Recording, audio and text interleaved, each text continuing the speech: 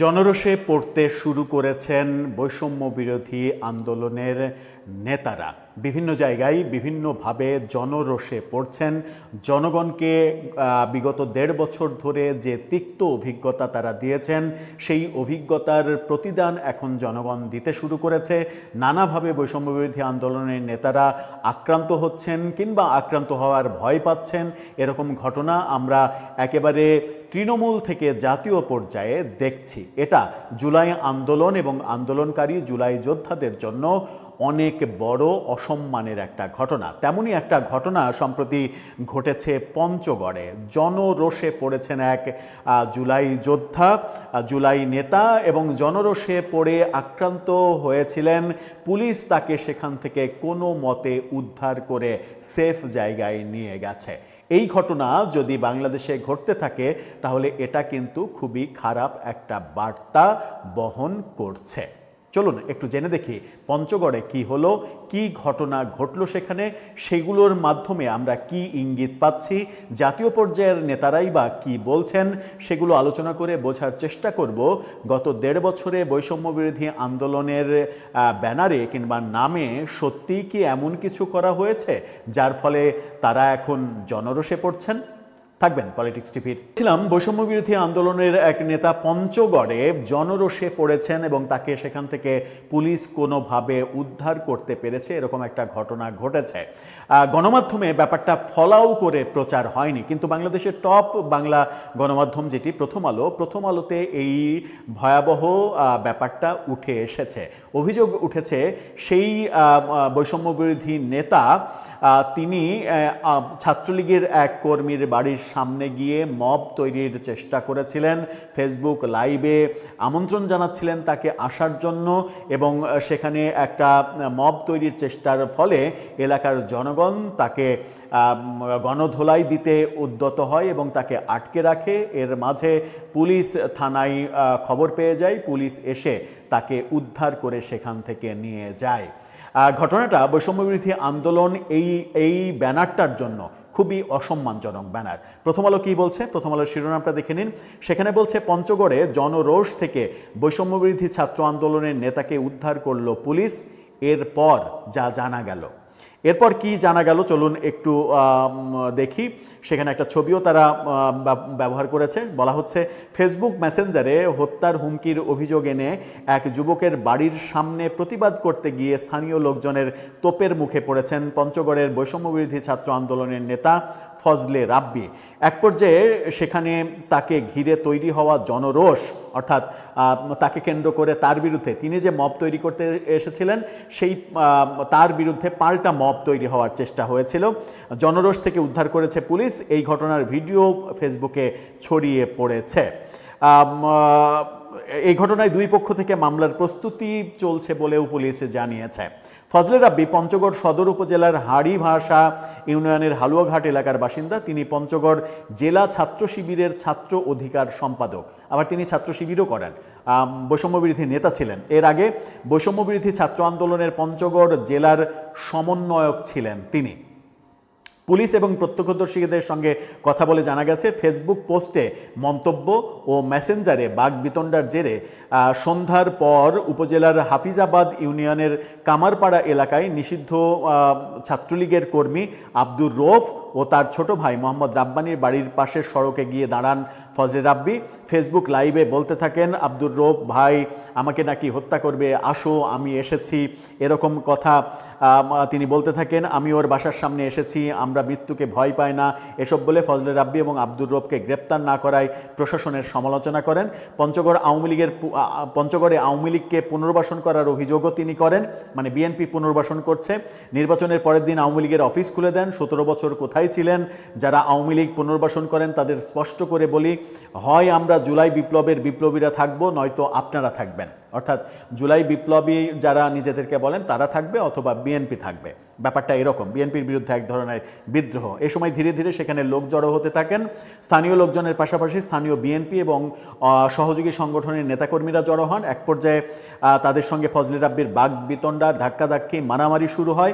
এ সময় ফজলে রাব্বিকে নিরাপদে রাখতে পাশের একটি বাড়িতে নিয়ে যান স্থানীয় কিছু লোকজন। ফজলে রাব্বিকে ঘিরে রেখে তিনি মব সৃষ্টি করতে এখানে এসেছেন এই অভিযোগে, অর্থাৎ ফজলে রাব্বি সেখানে মব তৈরি করতে এসেছে, মব তৈরি করতে সফল হয়নি জনতা এসে যাওয়ার কারণে সেই মব তৈরির অভিযোগে তাকে সেখানে পাল্টা মব করার চেষ্টা করা হয়। অভিযোগ তুলে বিভিন্ন স্লোগান তারা দিতে থাকেন স্থানীয় লোকজন। খবর পেয়ে পঞ্চগড় সদর থানা পুলিশ ঘটনাস্থলে গিয়ে ফজলে রাব্বিকে উদ্ধার করে থানায় নিয়ে আসে। পরে জেলা জামাতের আমির ইকবাল হোসাইনের জিম্মায় তাকে পুলিশ ছেড়ে দেয়। ছাত্রলীগের ওই কর্মী যার বিরুদ্ধে এই অভিযোগ, তিনি বলেছেন যে 5 আগস্টের পর থেকে সামাজিক যোগাযোগ মাধ্যমে দল মতের মন্তব্য নিয়ে কাদা ছোড়াছুড়ির কারণে আমাদের একজন আরেকজনকে শত্রু ভাবা শুরু হয়। ফজলে রাব্বি কয়েকবার আমাকে হেয় করে আমার ছবি দিয়ে ফেসবুকে বিভিন্ন ধরনের পোস্ট করে এবং নানা প্রকার হয়রানি করে। বিষয়টি নিয়ে আমার পরিবারের লোকজনের মধ্যে ফজলে রাব্বিকে নিয়ে নেগেটিভ ধারণা তৈরি হয়। সেটা নিয়ে আমার ভাইয়ের সঙ্গে বাকবিতণ্ডা হয়, এতে একে অপরকে হুমকি প্রদান করে। এর জের ধরে ফজলে রাব্বি আমাদের বাড়ির সামনে এসে বেসামাল কথাবার্তা বলতে থাকে, হুমকি দিতে থাকে, মব তৈরি করার কথা বলতে থাকে। বিষয়টি আমার পাড়া প্রতিবেশী পুলিশকে জানাই, পরে পুলিশ তাকে থানায় নিয়ে যায়।